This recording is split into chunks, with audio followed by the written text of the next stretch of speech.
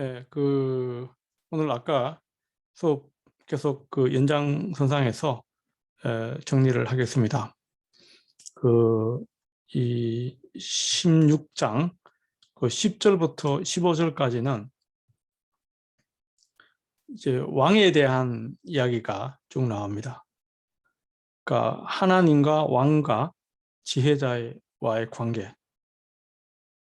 이 개념은 고대 근동에서의 왕의 이데올로기, 그리고 이제 어떤 자문과의 관계, 이 부분도 굉장히 중요합니다. 고대 근동에서 왕은, 특별히 이집트에서는 파라오가 곧 왕입니다. 파라오가 태양신 라의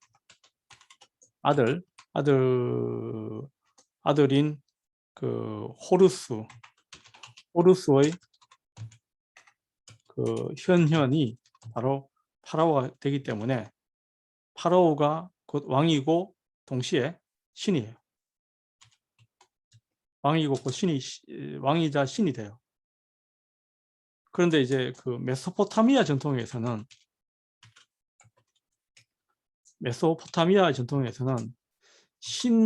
왕이 뭐냐? 왕은 신의 대리자라는 개념이에요. 대리자. 그러니까 왕은 뭐냐면, 왕은 신을 대신하여 통치한다. 이걸 이제 디아크라시라는 단어를 써요. 디아크라시라는 단어를 씁니다. 그러니까 구약 성경에서 이제 왕이라는 것은, 왕은 메소포타미아 적 전통에 가까워요. 전통과 반드시 일치하지는 않은데 메소포타미아적 전통에 가깝습니다. 왕은 신을 대신하여 통치한다. 이게 이제 사무엘하 7장 1절에서 16절의 내용을 보면, 왕은 야훼가 다윗에게 너는 내게 아들이다, 이런 표현. 아들이다. 왕이 뭐냐면 주로 왕은 신의 아들로 입양되는 개념입니다. 이런 개념에서 이제 왕권 통치가 시작이 되죠. 자, 이 개념은 이제 다윗 왕조부터 이제 이런 개념이죠. 이런 개념으로 시작이 되는데, 이제 개념은 왕권이라는 개념 자체가 왕의 권력, 왕의 어떤 왕정 제도의 제도는 이스라엘의 신학에서는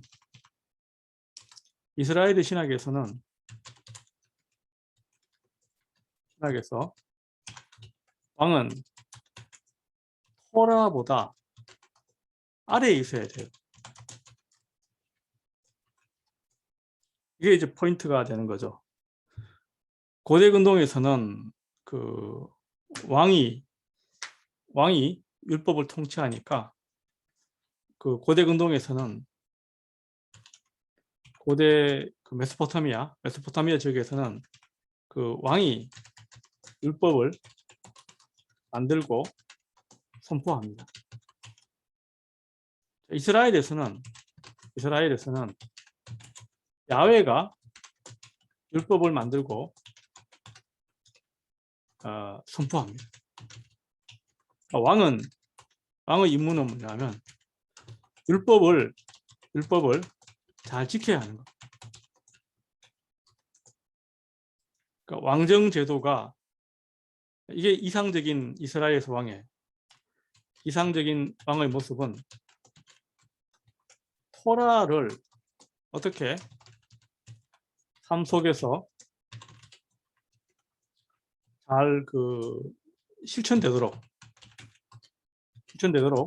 관리 감독하느냐, 이게 포인트가 됩니다. 이게 왕의 가장 중요한 이상적인 왕은 토라를 삶 속에서 잘 실천되도록 관리하느냐, 이게 포인트가 되는 것이죠.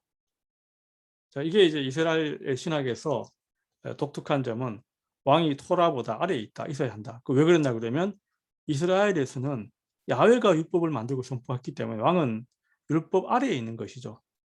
근데 왕정 제도의 단점이 뭐냐면 왕이 율법보다 위에 있으려고 하죠. 율법을 안 지키는 거죠. 율법을 무시하는 겁니다. 자, 여기에 대해서 저항하는 것이 주로 예언자들이었죠. 예언자들이 왕정 제도가 왕이 율법보다 아래에 있어야 되는데 왕이 율법보다 위에 있는 거죠. 자, 여기에서 하나의 문제의식이 생기는 것이죠. 그래서 잠언에서는 잠언에서의 그 왕은 왕권 자체가 반왕정적인 목소리는 없어요.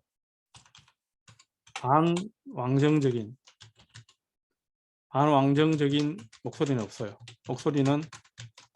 목소리가 없어요. 다시 말하면은 왕정을 반대한다 이런 목소리는 없어요. 다만 현실적인 힘으로서의 왕, 이 부분을 잘 살펴야 한다. 그러니까 다시 말하면 신하와 왕과의 관계에서 특별히 신하가 조심해야 한다. 신하가 취해야 할 어떤 지혜, 이게 뭔가, 주로 여기에 포인트가 있습니다. 그리고 이제 이렇게 하다 보니까 여기 10절에 보시면 하나님의 말씀이 왕의 입술에 있은 즉 재판할 때 그 입이 그치지 않을 것이다. 물론 이제 캐셈이라는 단어 자체는 히브리어로 좋은 의미는 아니에요. 캐셈은 좋은 의미가 아닙니다. 되게 이제 이방신들의 어떤 그 말씀 이런 것들인데 왕이라는 것이 하나님의 말씀을 대신해서 이제 하는 것이 대신하여 재판할 때 재판을 해야 한다. 그리고 공정한 저울과 접시 저울은 이 개념도 야훼의 것이라는 것이잖아요. 그러니까 이게 어떤 공정한 저울과 접시 저울, 주머니 속의 저울추, 이 공정이라는 개념 이 자체가 원래는 야훼의 것이라는 것이죠. 야훼의 속성이 공정이라는 거예요. 야훼의 속성이 공정함이라는 거죠. 그러므로 왕도 그 공정함을 실천해야 한다. 또 이제 여기 포인트가 이제 재판이잖아요. 재판만큼 이제 어떤 사회 정의, 공의의 개념에 중요한 건 없어요. 그러므로 이 법 앞에 평등이라는 개념, 이런 개념인데 여기는 주로 이제 경제 정의에 대한 누가 속이는 거잖아. 저울에 대한 이야기는 저울과 접시 저울, 저울추 이런 개념도 이제 공정함을 담보하기 위한 장치인데 그 근본적인 것은 전부 야훼에 속한다. 자, 이 개념이죠. 그래서 제가 여기 보시면 재판의 성격은 경제 정의예요. 사기치지 말라. 이 저울이라는 것은 정의로운 경제 생활을 대표하는 환후예요. 환유법이에요. 하나님의 대리자로서의 왕은 하나님의 정의를 감독하고 보존해야 한다. 이게 이제 재판의 성격이죠. 하나님의 대리자로서 왕은 하나님의 정의를 보존하고 감독해야 한다. 자, 이 12절을 보시면 악을 행하는 것은 왕들이 미워할 바니, 왕들에 대한 이야기죠. 악을 행하는 것은 왕들이 미워할 바니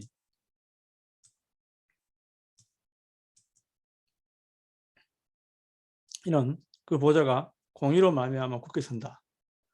이제 항상 그 왕정 이데올로기의 핵심도 뭐냐면 왕정 이데올로기의 핵심은 그게 공의와 정의예요. 공의와 정의. 이게 이제 아마 찌데카로 되어 있을 거고요. 정의가 미시파트예요. 이 두 가지 개념이 왕정 이데올로기의 핵심이에요. 그러니까 왕의 목적은 뭐냐면 이 두 가지를 실천하는 거예요. 오늘날 우리 사회에서도 지금 대통령 선거 하잖아요. 이게 뭡니까? 공정한 사회. 21세기 2021년에 대한민국의 시대 가치가 2021년에 그 시대적인 가치가 여전히 뭐냐면 공정한 사회예요. 공정하지 않다는 거죠. 자, 이게 어떤 국가에 있어서 이 공정한 사회에 대한 가치의 개념은 여전히 이제 오늘날에 있어서 마찬가지입니다. 재판 제도에서 왕이라는 것은 그 최고의 정점에 있습니다. 그러니까 왕에게 올바른 판단을 주잖아요. 왕이 제일 중요한 건 올바른 판단력이에요. 솔로몬의 재판에서 보다시피 미워하다. 이 개념은 야훼가 주로 주어이지만 여기서는 왕이 악을 행하는 것을 의미합니다. 왕의 보좌는 찌데카, 공정으로, 공의로 치어야 한다. 그 왕이라는 개념이 그러니까 왕과 백성들의 관계에서 왕이 백성을 사랑하고 돌봐야 한다. 왕이 백성을 사랑하고 돌봐야 한다. 이 개념이거든요. 왕이 백성을 사랑하고 돌봐야 한다. 자, 이 개념에서 보면 왕정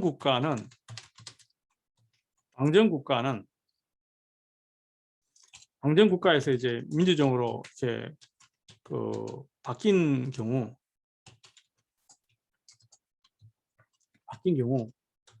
사회복지 개념이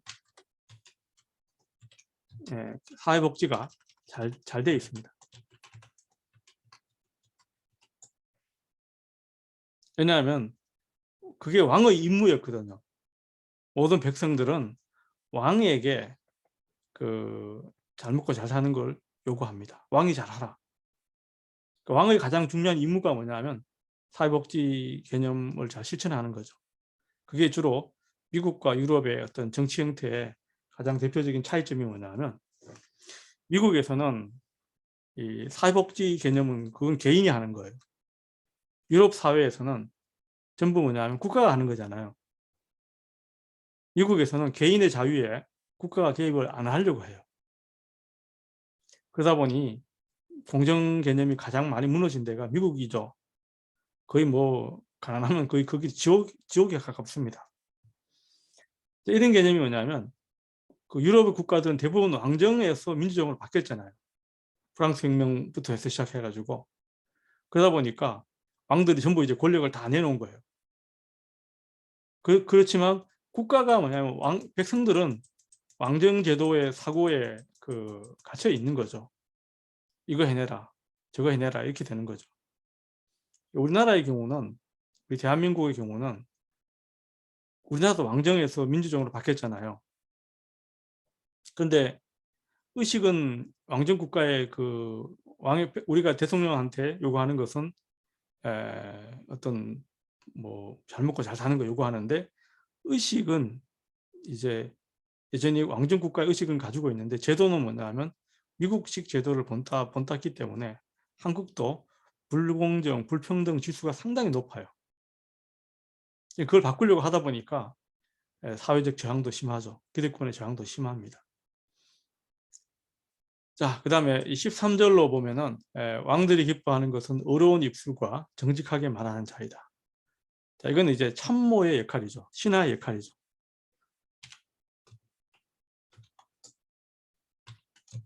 신하의 역할이에요. 왕에 대한 신하의 역할은 어려운 입술과 정직하게 말하는, 정직과 그 의로움, 정의와 정직이다. 그 잘못하다가는 뭐냐면 왕을 화를 나게 하면 왕의 진노는 죽음의 사자들이다. 자, 이 메타포는 여기 딱 한 번 나와요. 딱 한 번 나오는 건데, 왕의 사자는 죽음의 사자들, 왕의 진노는 죽음의 사자들이다. 성경에서 딱 한 번 나와요. 여기에서만 나와요.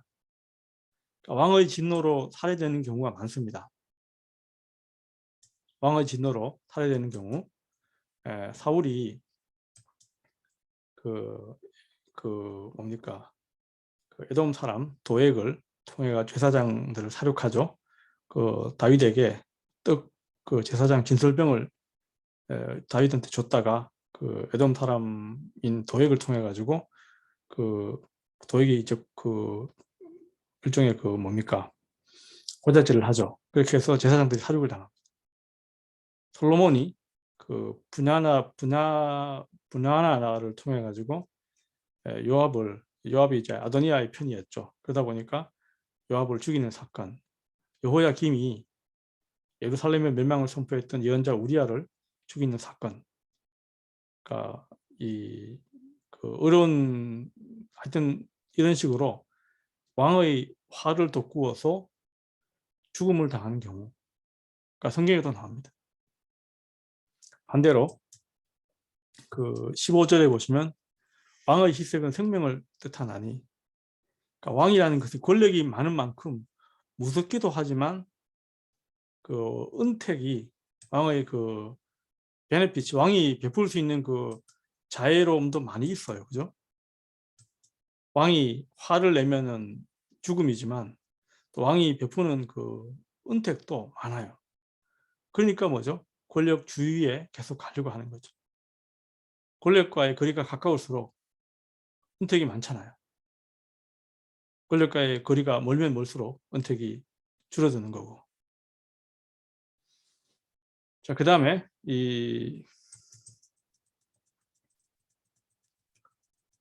그 지혜와 말에 대한 이야기인데요.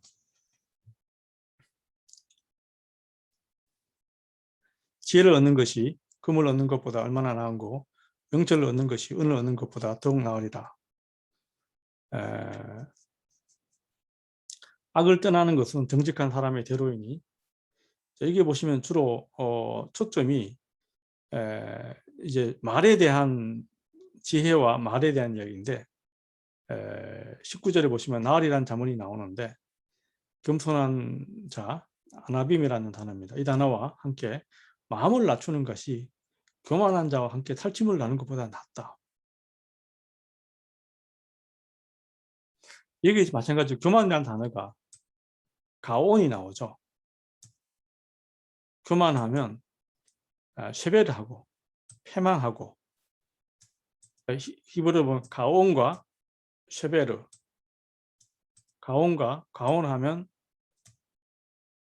쉐베르가 되고요.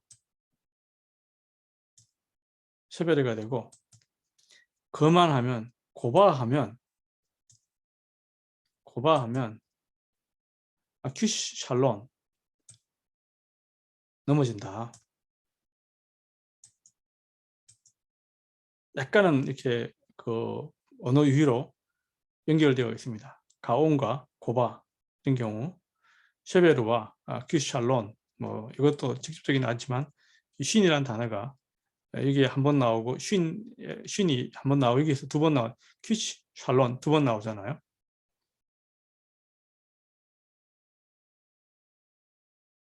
그러니까 말에 대한 자문, 이런 부분들이 나오고, 어떤 교만, 겸손, 이 두 개가 대비되어서 나옵니다. 18절과 19절은 완전히 반대되는 자문이죠. 교만과 겸손. 이제 교만한 자, 이거보다 겸손한 자가 낫다.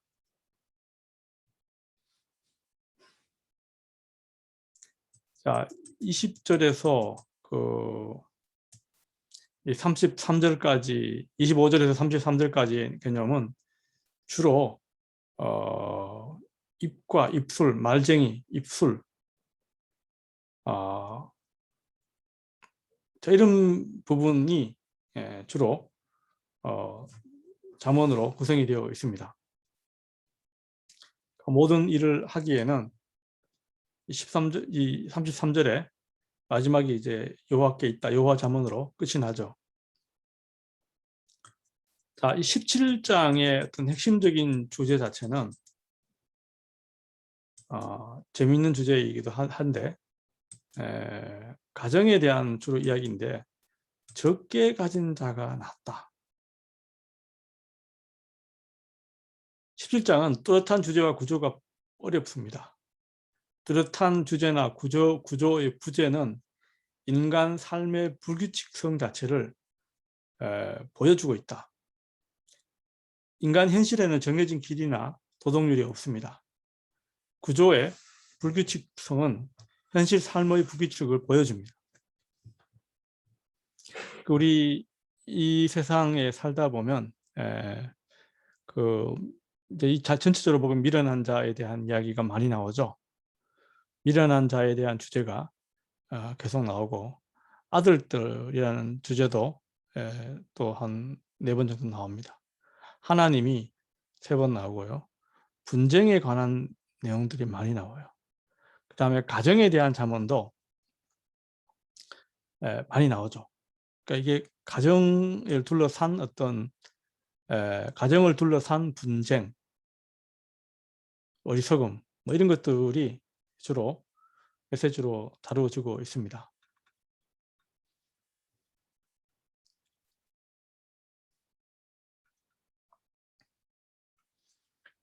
이 화목한 가정과 불행한 가정.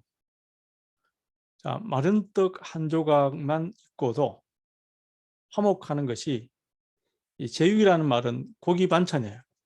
제육이라는 말은 고기. 고기가 집에 가득하고도 다투는 것보다 낫다.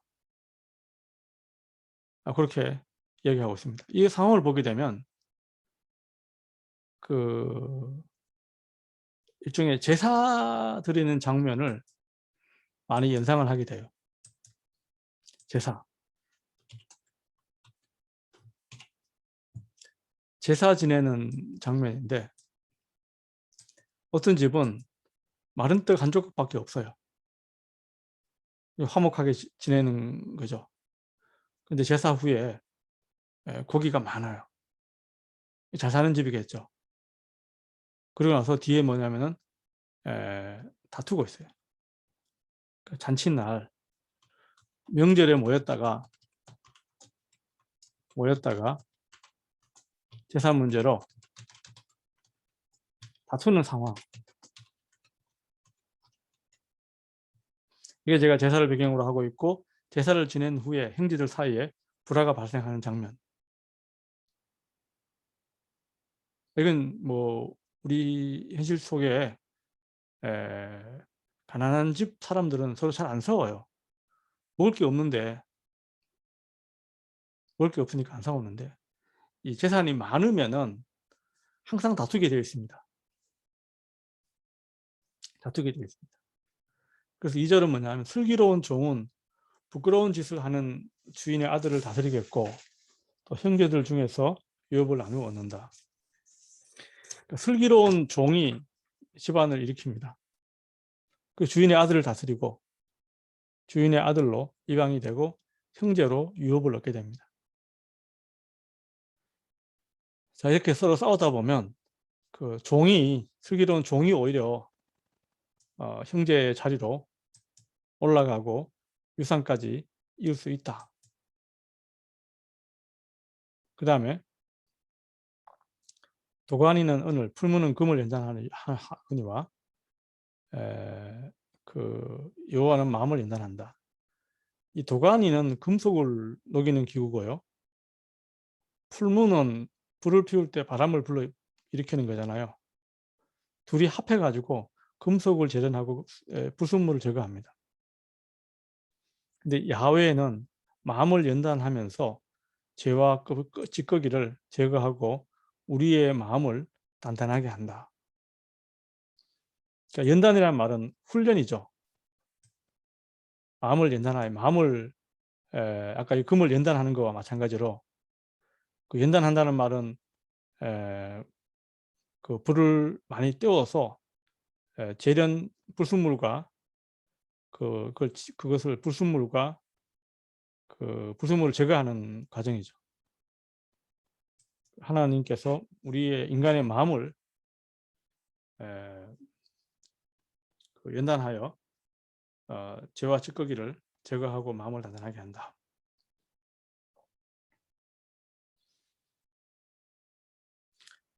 여기 이제 악을 행하는 자는 사악한 입술이 하는 말을 잘 듣고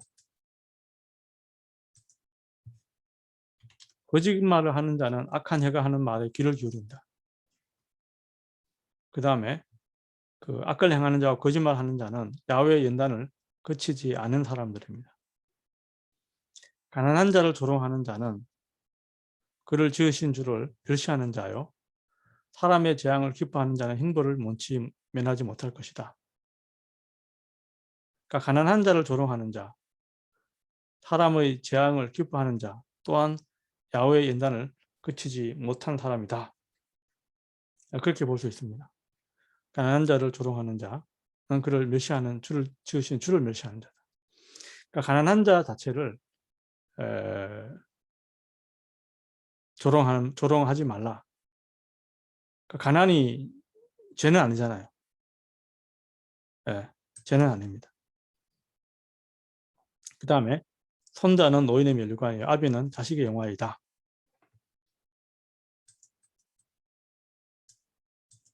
그래서 손자는 할아버지의 영화로운 멸류관이고 아버지는 자식의 영화로운 멸류관이다. 할아버지, 아버지, 손자로 이어지는 가장 이상적인 가족의 모습을 보여주고 있습니다. 그러니까 이게 가정에 대한 그 화목한 가정과 불행한 가정에 대한 얘기를 하고 있습니다.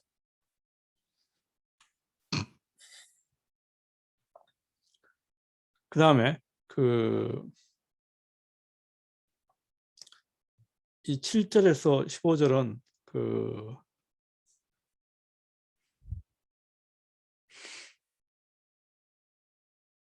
고귀한 사람의 임무와 반역자들이 받을 어떤 심판에 대한 이야기인데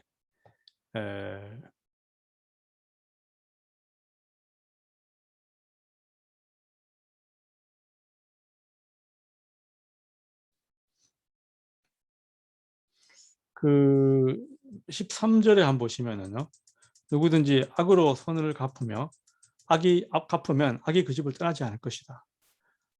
선을 악으로 갚으면 악이 그 집을 떠나지 않을 것이다. 역시 여전히 이 집에 대한 이야기죠. 그러니까 다투는 시작은 둑에서 물이 새는 것과 같지만 싸움이 일어나기 전에 시비를 그쳐야 한다. 그러니까 14절 곁에 보시면 싸움이 커지기 전에 시비를 거쳐라. 우리 말에 호미로 막을 것을 가래로도 못 막는다. 호미로도 막을 것을 가래로도 못 막는다. 호미가 작잖아요. 작은 것은 충분히 막을 수 있는데 계속 싸움이 커지면은 가래가 뭐냐면 3명 내지 5명 정도가 함께 흙을 떠내는 기구예요. 그러니까 혼자서도 충분히 할 수 있는 거를 일이 커지면은 도저히 못 막는다. 그러니까 싸움이라는 것은 시비를 일어나기 전에 그쳐야 한다. 그러니까 목소리를 그죠? 분노나 이런 것들을 컨트롤이 안 되는 경우가 있죠. 그다음에 악인을 어렵다 하고 의인을 악하다는 두 사람은 다 여호와께 미움을 받는다. 이건 뭐냐면 분쟁에서 거짓 증거하는 거잖아요. 거짓 재판. 악인을 어렵다 하고 의인을 악하다 하는 사람은 거짓 재판은 야훼의 미움이 된다. 말씀드린 대로 윤리적인 삶은 하나님의 심판과 연결되는 거죠. 아까 공의라는 것이 하나님의 속성이기 때문에 공의에 어긋나는 것은 야훼의 미움이 된다.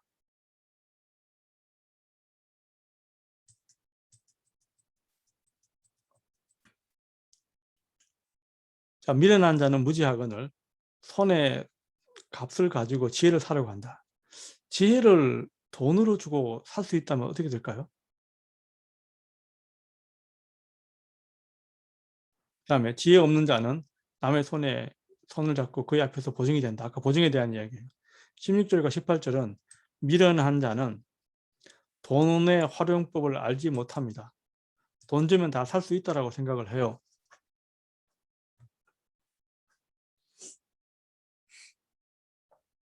자, 17절은 14절과 19절은 참된 친구는 사랑이 끊어지지 아니하고 형제는 유급한 때를 위해서 났다. 친구와의 관계는 사랑이죠. 돈을 빌려주면 사실 친구 관계가 파멸됩니다. 형제는 기본적으로 유급한 때에 돈을 요구할 수 있죠. 관계가 조금 더 친밀하잖아요. 그런 관점에서 놓고 볼 수가 있을 것 같습니다.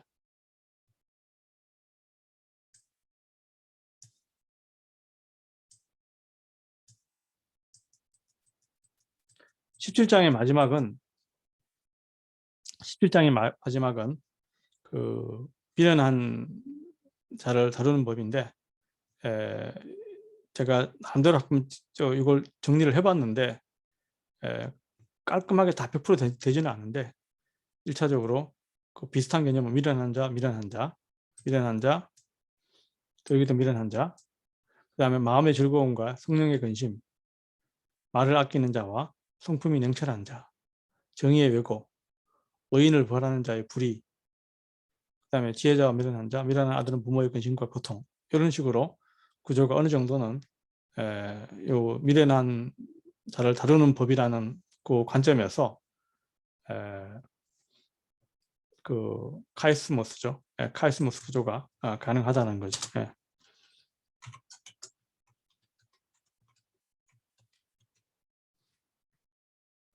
카이스모스 구조가 가능한 어떤 그 단락이 됩니다. 18장도 17장처럼 정해진 구조나 뚜렷한 그 주제가 없습니다. 형제라는 단어가 많이 나오고 그 다음에 그 소송과 관계된 분쟁, 미련한 자 이런 주제가 나옵니다. 그러니까 이게 반사회적인 미련한 자,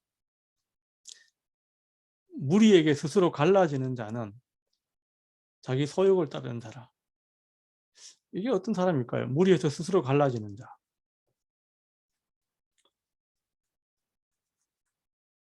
꼭 이렇게 튀는 사람이 있죠. 그 공동체에서 반드시 그 어지럽히고 혼자 이렇게 떨어져 나오는 사람. 이제 반사회적인 사람이죠. 그러니까 이스라엘은 공동체를 굉장히 중요하게 생각을 해요.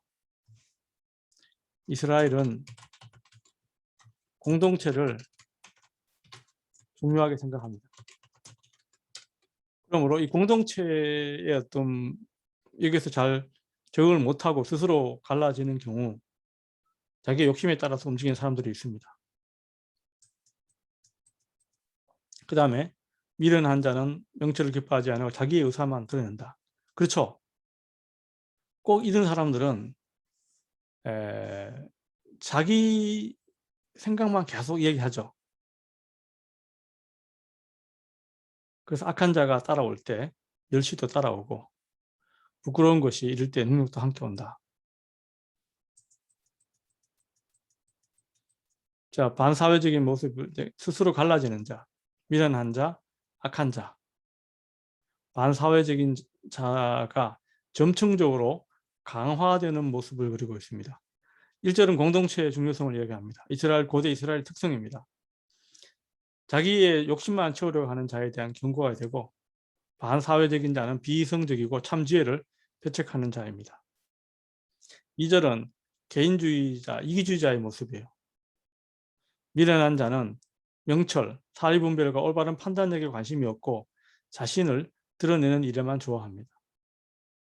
3절은 악한 자에게는 멸시, 수치, 능욕이 따라온다고 강조하고 있습니다. 여기 보면은 다른 건 특별한 게 없는데, 자, 이트갈라라는 단어가 있고요. 이거는 이제 뭐냐면 이트갈라라는 단어는 배척하다, 배척한다는 뜻이에요. 분리되는 자, 모든 그 사람들로부터, 공동체부터 분리되는 자는 자기의 욕망을 추구하는 자이다. 그리고 그의 마음, 이 사람들은 뭐냐면 미련한 자는 명철을 추구하지 않고 자기 대신에 자기의 마음을 갈라, 여기도 갈라죠. 발음이 비슷해요. 의미는 틀려요. 여기 갈라라는 것은 드러내다는 뜻이에요. 그의 마음을 드러내는 일을 좋아한다.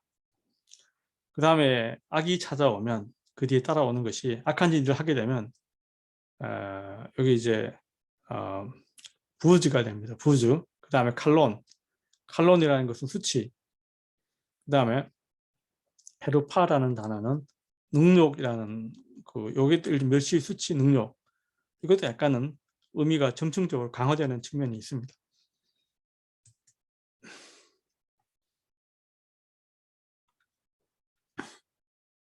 그 다음에 4절에서 8절까지요. 자, 이 부분은 말의 힘이죠. 인클루지어에 대한 이야기인데, 주제가 입술 말. 명철한 사람의 입의 말은 깊은 물과 같고 지혜의 샘은 솟구쳐 오르는 내와 같다.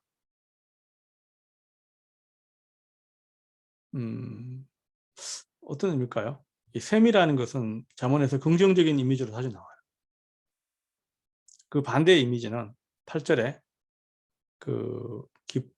뱃속 깊은 데로 흘러간다. 8절은 뱃속 깊은 데예요. 8절을 먼저 한번 보시면 남의 말하기를 좋아하는 자는 부정적인 이미지예요. 사람의 남의 험담하는 거 정말 재밌죠. 그건 일종의 별식 같은 거예요. 맛있어요. 그러니까 자꾸 이게 좋아서 별식 같아서 뱃속 깊은 데로 내려가요. 남의 험담은 별식처럼 입맛을 돋굽니다. 그래서 깊은 데로 내려가서 잘 잊혀지지 않습니다. 예, 남의 말 하기를 좋아하는 사람들. 이 계속 미련한 자의 입술이죠. 소송을 일으키고 계속 문제를 일으키는 거예요. 명철한 사람의 어떤 입은 깊은 물과 같이 쉽게 이렇게 흔들리지 않습니다.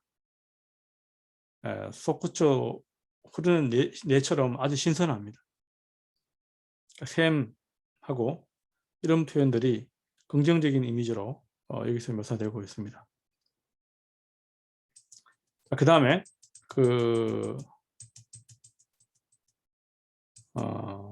사회적인 안녕에 대한 주제인데요. 위험을 초래하는 행위, 자기의 일을 게을리하는 자, 게으른 사람.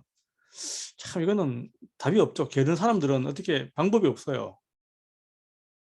패가하는 자의 형제라. 예. 게으른 자는 누구도 이게 구제를 할 수가 없어요.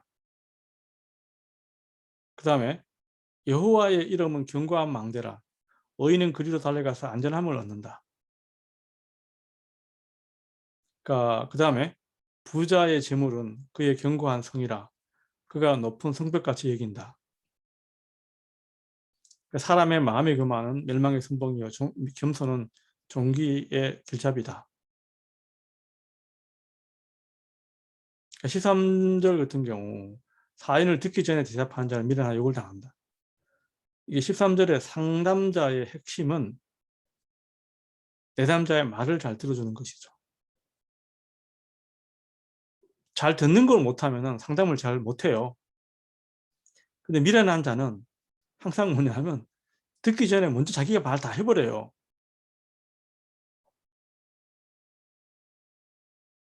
그 14절은 그 질병과 영혼과의 관계예요. 영이 강하면 병을 이기고 영이 상하면은 병해진다는 것이죠. 14절에 사람의 심령은 그 병을 능히 이긴다. 심령이 강하면, 영이 상하면 그걸 누가 일으켰냐. 영이 상하면은 병해지죠. 명철한 자의 마음은 지식을 얻고 지혜로운 자의 귀는 지식을 구한다.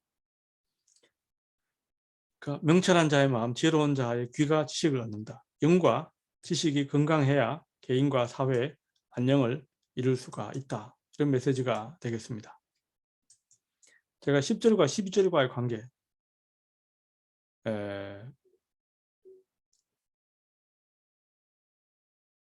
자, 여호와의 이름은 견고한 망대라. 의인은 그리로 달아가 안전함을 얻는다. 부자의 재물은 그러할 견고라. 그가 높은 성벽같이 여긴다.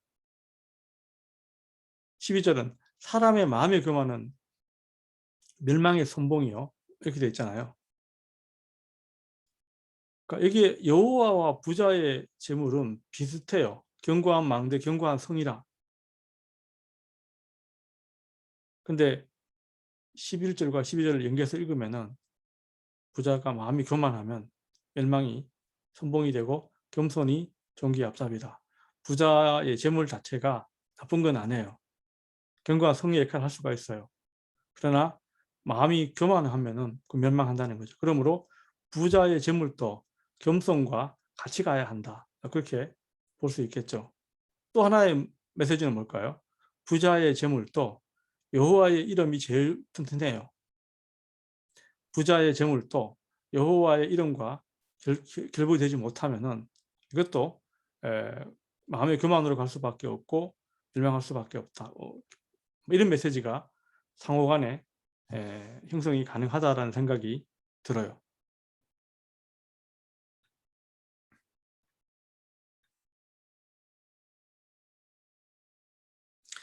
이 정의와 법정에 대한 주제가 되는데요. 이 사람의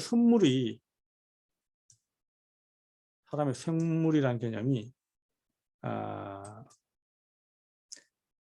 그의 길을 늦게 하고 존귀한 자 앞으로 그를 인도한다. 이 선물이라는 단어가 히브리어로 마탄인데요. 동사 나탄에서 온 단어죠. 이게 로비 또는 뇌물입니다. 잠언 15장 27절과 전도서 7장 7절에는 뇌물로 번역이 돼요. 마탄이라는 것이. 뇌물이 길을 넓게 하고 존귀한 자 앞으로 그를 인도한다.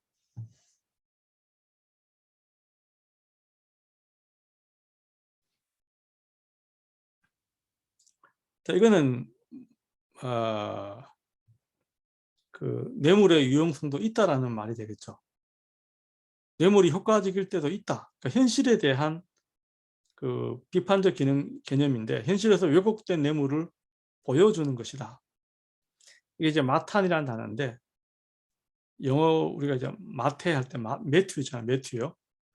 매튜가 뭐냐면 마탄야후라는 단어의 줄임말이에요. 마탄야후, 야훼의 선물이라는 뜻이거든요.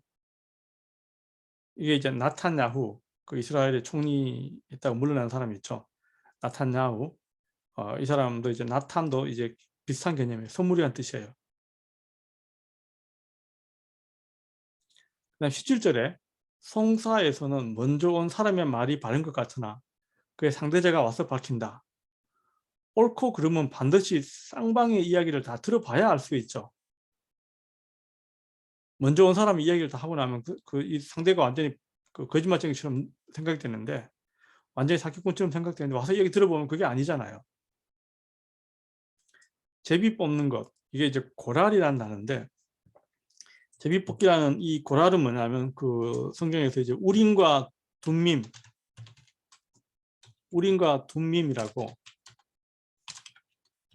이 우르라는 것은 뜻이 뭘까요? 빛이란 뜻이죠. 둠밈이라는 것은 일종의 완벽이라는 의미가 되는데 완전함이라는 단어가 되는 의미가 돼요. 근데 이게 이제 그 합하여 이 두 개가 합하는 것은 뭐냐면 제사장이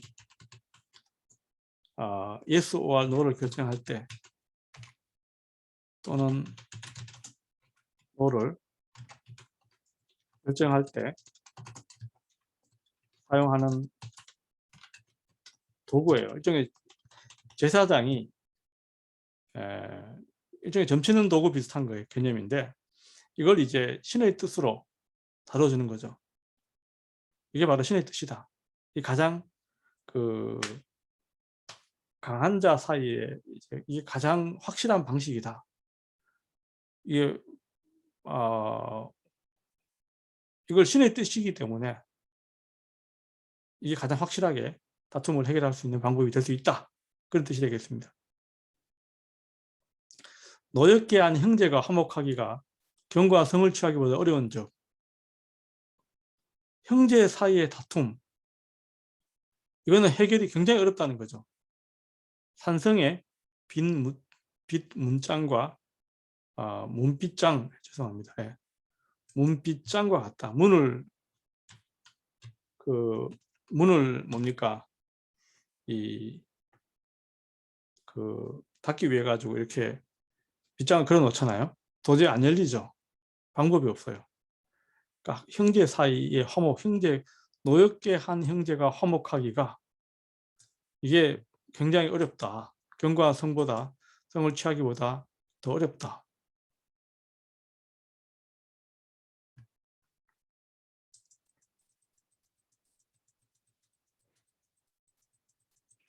자, 그 다음에 이 말의 힘이죠. 말의 힘인데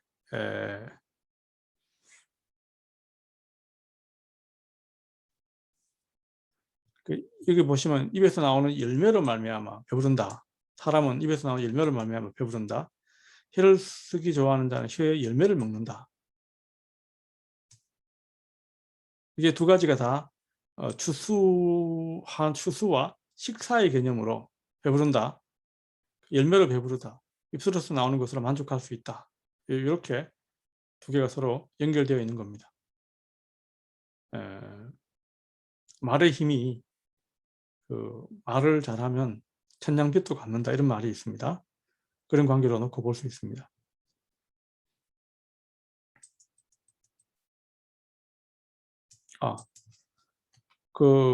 마지막이 사회적인 관계인데 아내를 얻는 것, 가난한 자와 부자, 친구 그런 개념인데요. 잠깐만요. 네.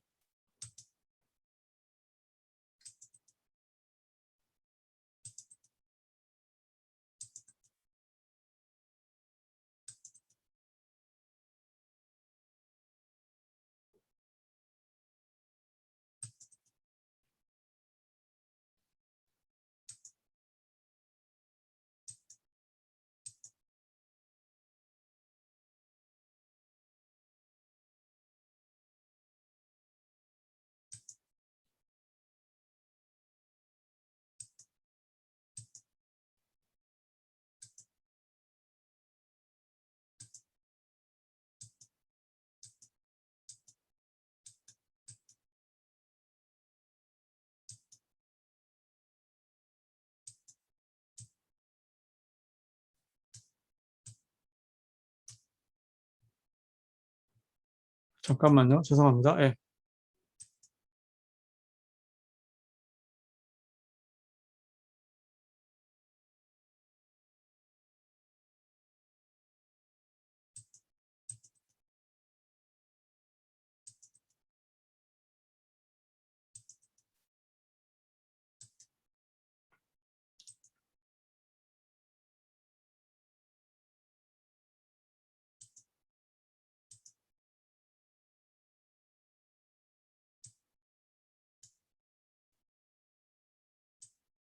네. 죄송합니다. 네.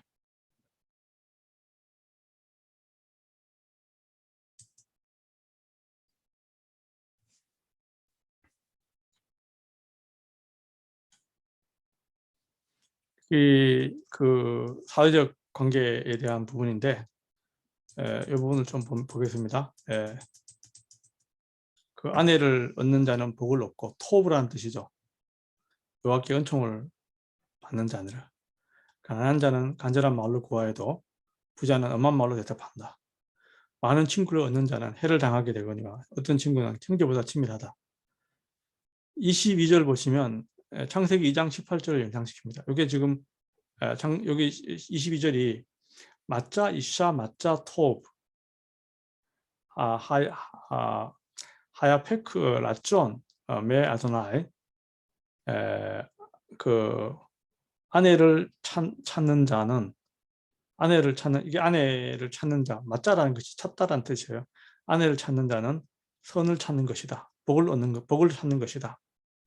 그리고 야훼로부터 은총을 받게 된다. 창세기 2장 18절.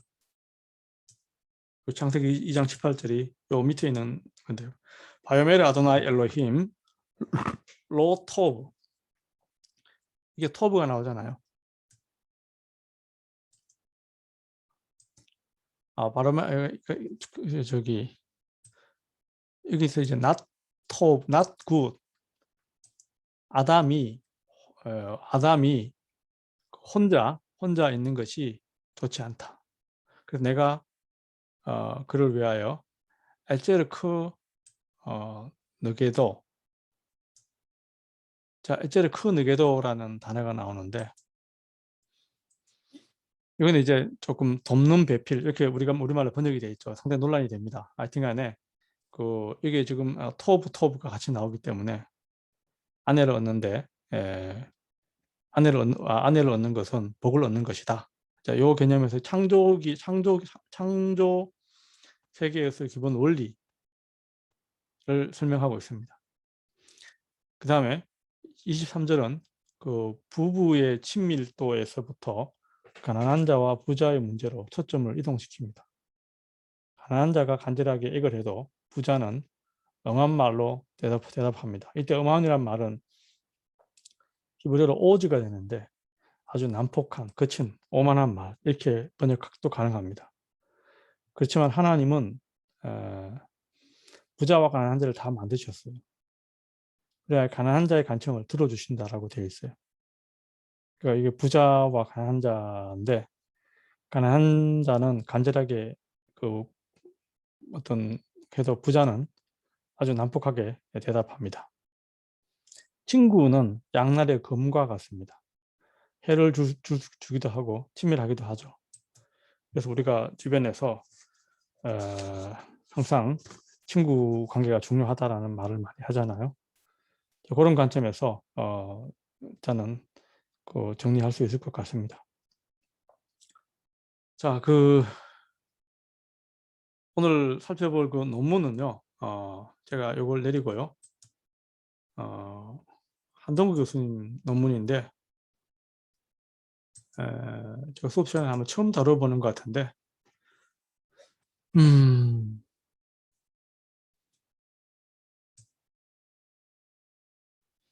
잠언의 지혜신학에 반영된 공정한 사회 이념, 이게 이제 공정한 사회에 대한 개념 자체가 특히 이제 이 롤스의 정의론과 마이클 샌들거스의 정의란 무엇인가 이 이슈가 되면서 정의에 대한 관심이 굉장히 공정함에 대한 개념이 굉장히 사실은 이슈가 되죠. 지금도 역시 이슈가 됩니다. 그래서 우리 한동 교수님은 이제 논점이 여기가 이제 지금 논문에 어떤 논거가 되는데 경제적 관점에서의 잠언에 관한 선행 연구가 많이 있다. 그러나 이러한 선행 연구는 공정성 확보를 위한 잠언의 노력에 비한 충분한 검토가 이루어지지 못하였다. 그 이유는 잠언의 문학적인 특성과 관련이 있다. 이런 점에서 잠언 연구에 방법론적인 성찰과 함께 새로운 방법론이 필요하다. 다른 한편 잠언의 중심 부분 10장에서 22장 16절에 대한 부분인데 역사적 배경을 다윗 솔로몬 시대로 고정하는 데는 이론이 없지 않으나 그럼에도 불구하고 역사적 배경과 연결하여 사용할 때 분명하게 자문 중심의 의도를 밝힐 수 있다라고 얘기하고 있습니다. 자문의 의미를 역사적 배경과 연결시켜서 보자 한다. 이게 조금 앞에 서러운 부분이 명확하지는 않아요. 뭘 말하려고 하는 것인지. 조금 더 이제 선행 연구들이 있다라고 하면 3번에 보시면 와이브레이의 이 글이잖아요. 이 부를 조금 더 소개를 하고 조금 더 이렇게 그 논지를 연결시키면 조금 더 명확할 텐데 너무 그냥 지나가는 식으로 하면서 그리고 이게 논점이 정확하게 이게 뭘 말하려고 하는 것인지 딱 이렇게 딱 되지는 않아요. 근데 전반적으로 제가 한번 살펴본 바에 따르면 이 논문이라는 거는 이 챕터 여기 지금 챕터 아까 서론이 1번이 서론이었나요? 문제제기 1번이 문제제기고 그러면 2번이 다윗 솔로몬 시대 역사적 배경 이 내용들은 별로 사실은 그 큰 의미는 없어요. 잠언 자체 안에서는 다 이렇게 그 의미가 있다라고 하면 시대적 과제가 다원적 정치 구조이다. 이것도 맞는 말인가요? 뭐 여러 가지로 그 개념도 하여튼 조금 모르겠습니다. 하여튼 자세하게 한번 보시기 바랍니다. 아까 방법론에 문제가 있다고 그랬는데 이런 식으로 이렇게 분류하는 방법이 많이 있어요. 있는데 도표에 따르게 되면 이 상거래와 관계된 이 부분에 지금 연구 대상이 되는 요 구절에 이런 내용들이 많이 나와 있다라는 것을 이야기해 주고 있는 거죠. 주로 아마 이렇게 놓고 보면 경제 정의에 대한 부분을 말하려고 하는 게 아닌가 그 생각은 들어요. 그러니까 낙관적인 경제. 자, 이 개념에서는 지난 시간에 그 조용현 박사가 얘기했던 그 부에 대한 이한 논문 있죠. 그 논문과도 상당히 그 연결이 되어 있어요. 그래서 부의 지금 그래서 이걸 한동국 교수님은 부의 분배 원칙이라는 이 개념으로 이야기를 해요. 부의 분배 원칙이 지난 시간에 읽었던 그 조영현 교수님 박사님 논문하고 상당히 근데 부의 원칙의 그 강화라고 해서 1 그런 자의 행동에 대한 묘사, 재물의 가치나 사회 효능 수행에 대한 평가. 그 다음에 또 뭐냐면 부의 강화를 원칙 2 이렇게 이야기했어요. 그 다음 7번 분배 원칙의 공정성 유지를 위한 수정 노력.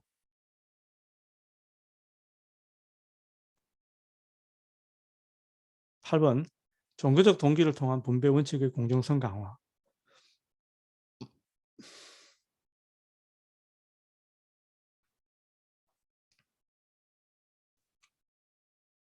9번 상거래 및 경제활동에 대한 공정성.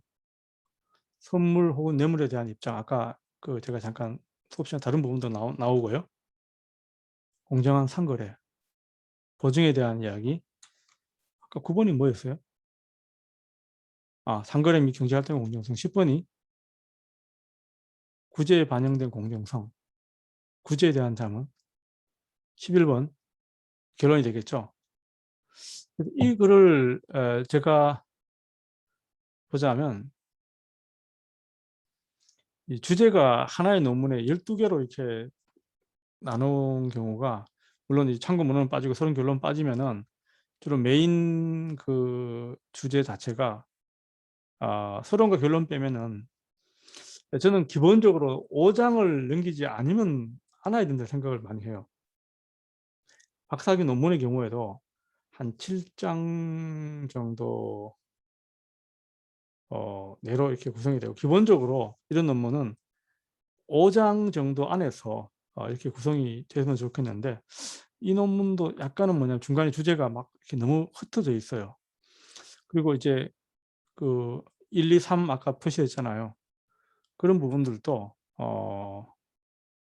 나름대로의 어떤 체계적인 방법론이라고 얘기를 한 것 같은데 조금 한번 크리티컬하게 한번 보세요. 부에 지금 논문이 열 몇 개의 주제가 되다 보니까 너무 많이 흩어져서 이게 한번 어떤 식으로 재구성이 가능할지도 한번 생각을 할 수 있는 부분인데, 에, 주제 자체는 약간 참신한 부분이 있어 있는데 주제 논문의 어떤 구성이나 이런 부분들이 너무 흩어져 있다라는 생각이 들어요. 너무 많이 펼쳐져 있다. 집중도 해가지고 조금 더 깊이 있게 들어가는 게 낫지 않나. 주제가 너무 흩어져 있다. 이런 생각은 조금 듭니다. 한번 다음 시간에 발표하고요. 이 논문에 대한 여러분들의 평가도 제출해 주시기 바랍니다. 그러면 나머지 시간에 이 논문에 대한 어떤 여러분들의 평가도 같이 하도록 하겠습니다. 네. 수업 이 정도로 오늘 수업을 마치도록 하겠습니다. 네. 수고하셨습니다.